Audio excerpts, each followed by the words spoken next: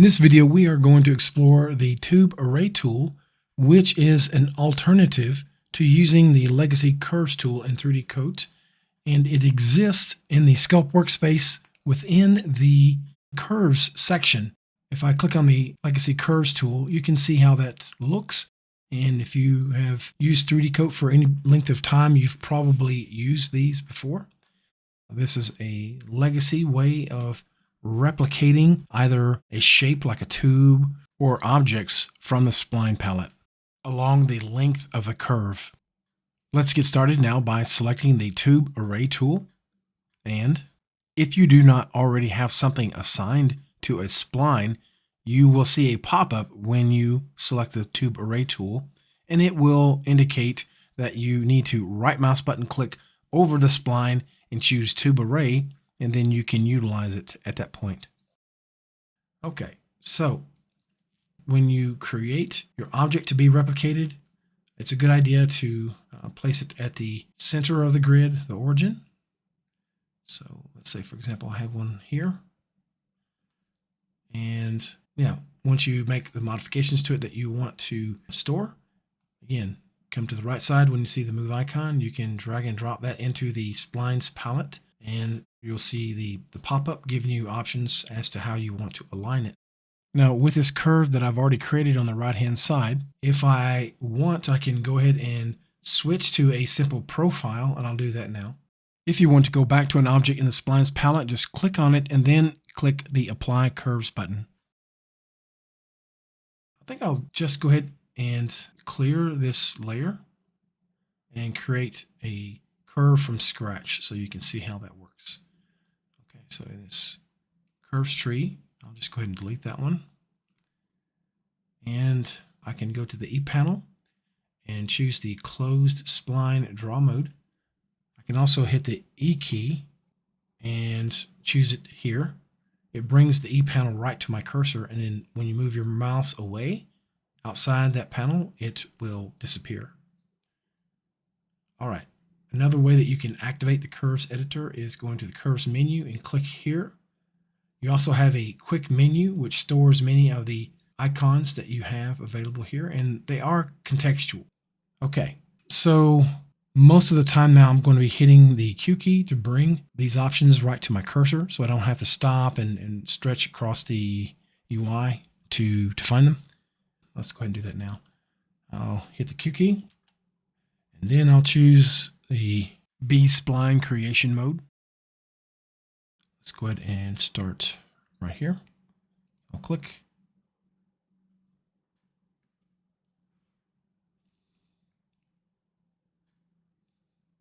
So I'm using a 3D connection device to navigate while I'm working, and it really makes it very efficient and handy in situations just like this.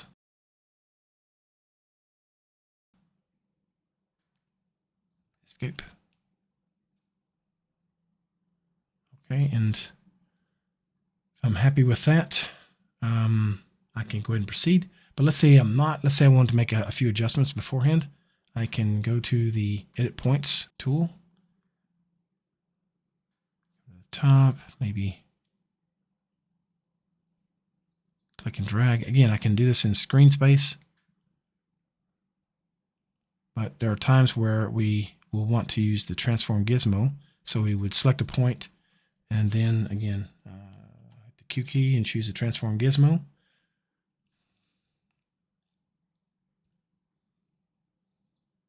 Make adjustments. So I'll hit the Escape key. Okay. Again, I'll hit the Q key and select the entire segment. Now I can right click anywhere on the spline and choose Attach Tube or Models Array. So by default, I'll get a tube like that. Here we have a list menu of available profiles. Hemisphere. At a value of 0, we're not going to see anything on the end, so we need to adjust the profile scale in order to see that hemispherical shape at the end. Yeah, we have a full range of options here. Cone, arrow, it will point in one side and not the other.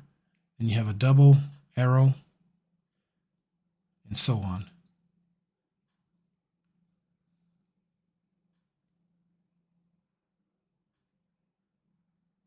muscle, a spike.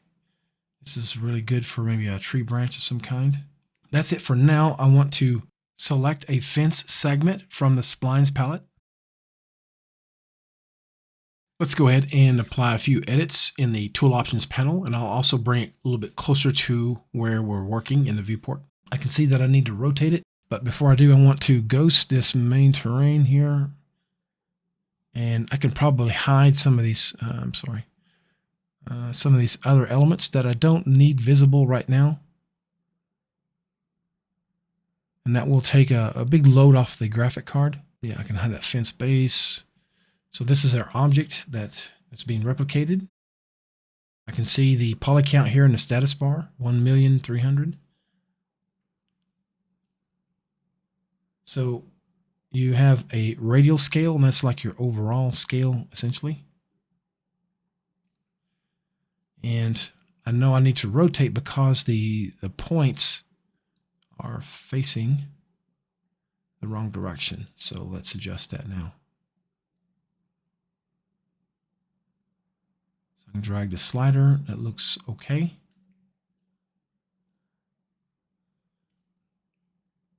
All right.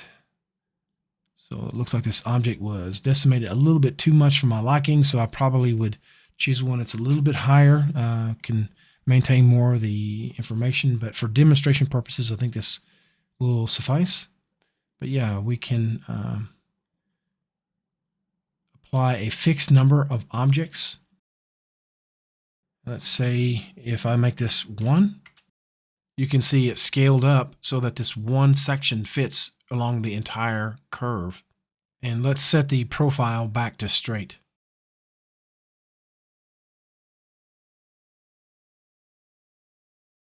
Let's now add to the number of sections. Let's make it 5. Okay, now let's try 10.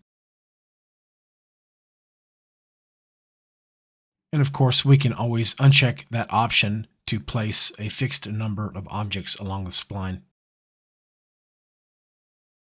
I can adjust the radial scale. Let's make that 2. Okay, it's a bit too high. 1.5.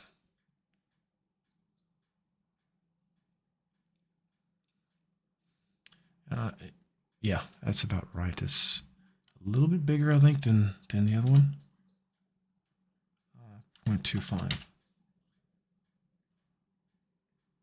Okay. Let's go ahead and select the transform tool. You can move it up in world space.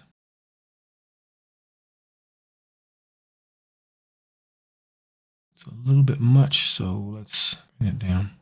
Okay. Now the rotation in some areas is okay, like here. But in other areas, it's oriented a little bit too much uphill. Momentarily, we will select some control points along the curve in order to make some localized adjustments. But first, let's look at some other adjustments that we can make in the Tool Options panel. Let's try tangent scale. That could work if we needed a much taller fence. I will go ahead and set that back to its default. And normal scale.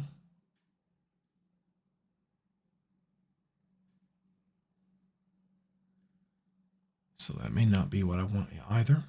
So I will set that back to its default by just clicking on the X icon on the right-hand side.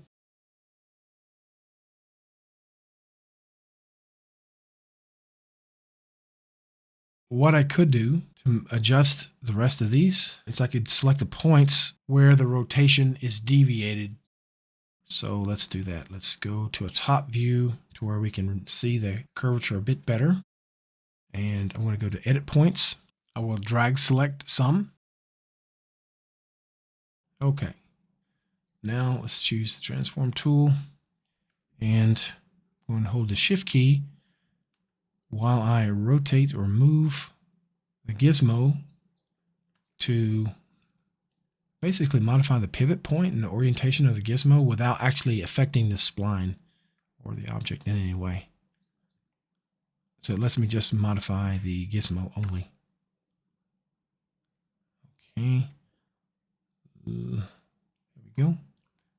Okay, so now all I really want is just to rotate it a little bit. Okay. That seems to work. And then maybe these, same thing.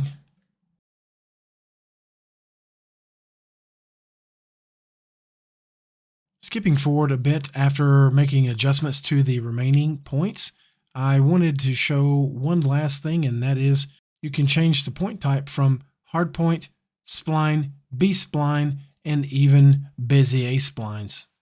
I'll click on a Bezier spline. You can left mouse button click on the point and move it about in screen space. If I need, I can adjust the Bezier handles in order to add some nuanced curvature to the fence segments. It's important to remember that when you make adjustments to these Bezier handles, you are working in screen space, not local space. That means the Bezier handles will be perpendicular to the camera, so be aware of that. All right, and that's going to conclude this video demonstrating the usage of the Tube Array tool, which is an alternative to the legacy Curves tool. I hope you found it helpful. Thank you for watching, and we'll see you in the next video.